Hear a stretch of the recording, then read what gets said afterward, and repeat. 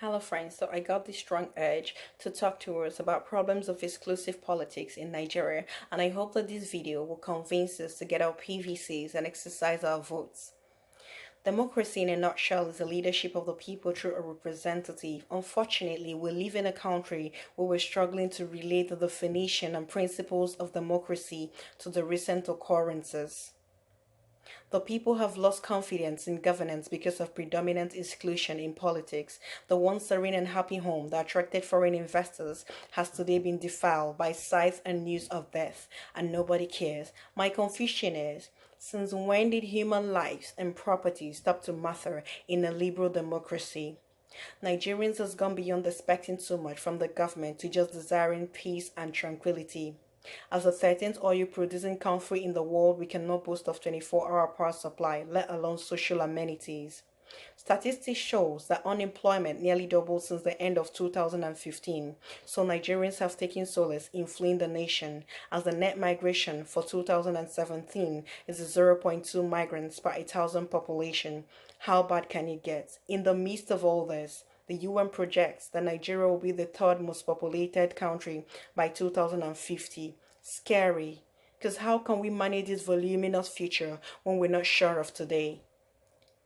Let's not be deceived. The idea of Nigeria as a democracy is an illusion, because in my opinion, any democracy that cannot take care of the welfare, needs, opinions, and rights of its citizens is a charade. And the only way we can break out of this mental slavery of a liberal democracy that in actual sense is a practical autocracy is by involving in electoral process.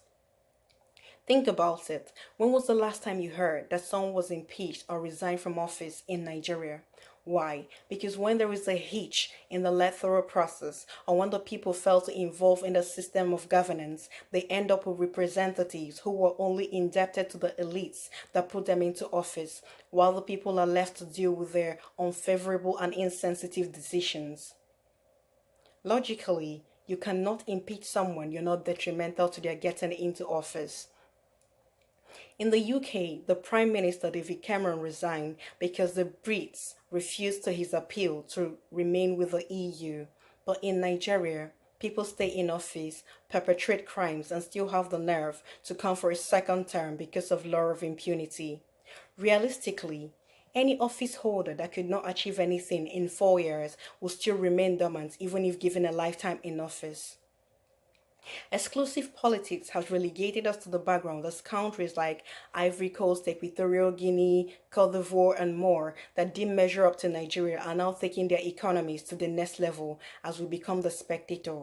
Or end to challenge that the same Ghana that Nigeria once provided with electricity that had one of the poorest currencies is this year projected to be one of the fastest growing economies by a GDP of 8.3 to 8.9.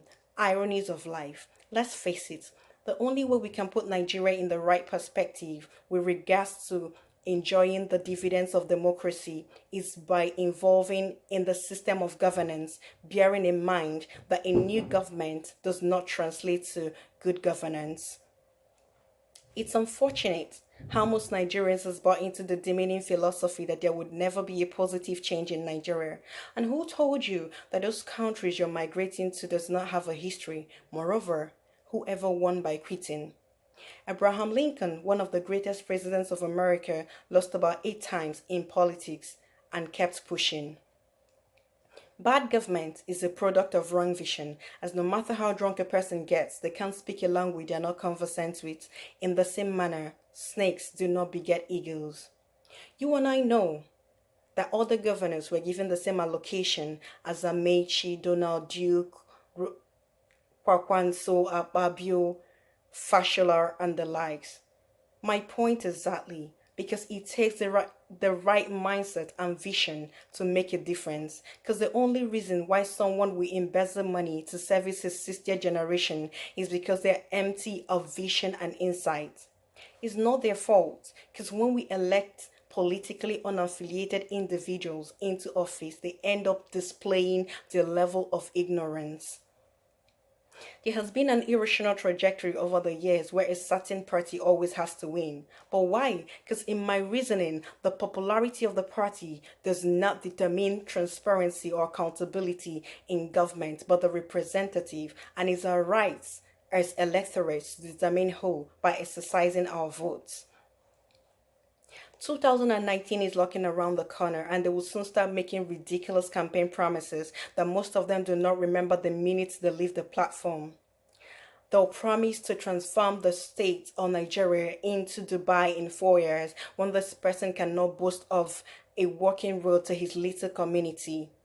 Get a life, sir. Charity begins at home. As leadership is about service, and if you do not have the decency to improve your little community, what guarantees you can govern a state or preside over a nation?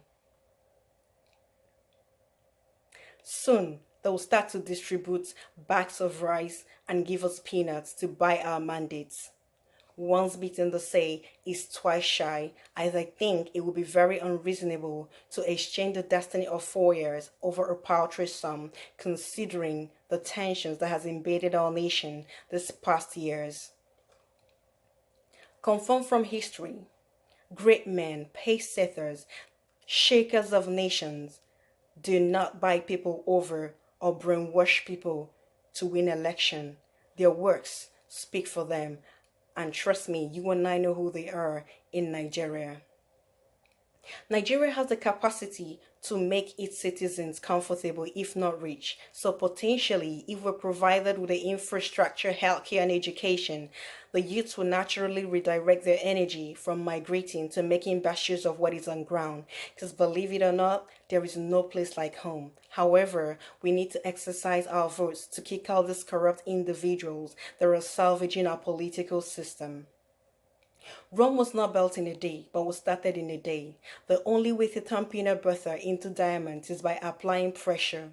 And though your votes can make a difference, but one man's vote does not make a mandate. So we need to get our PVCs and exercise our votes in mass, as that's our only key to good leadership. It's not time to be quick to defeat, as there is a popular saying that if you hang around the barber shop, soon you'll get a haircut. I sincerely think it's our turn to get a haircut. Moreover, if Goodluck Jonathan could concede to Buhari irrespective power of incumbents, then everything is possible. According to Rodriguez Duterte, the president of Philippines, what a country needs is not more lawyers, but more good men in public service. Trust me, what Nigeria needs is a pace setter with the right vision and the interest of the people at heart. He doesn't need to be Efik, Ibibio, Igbo, Hausa, or Yoruba to make a difference. He just needs to be that citizen that understands that accountability to the people is cornerstone to good governance. Thank you, and do have a great week. Bye.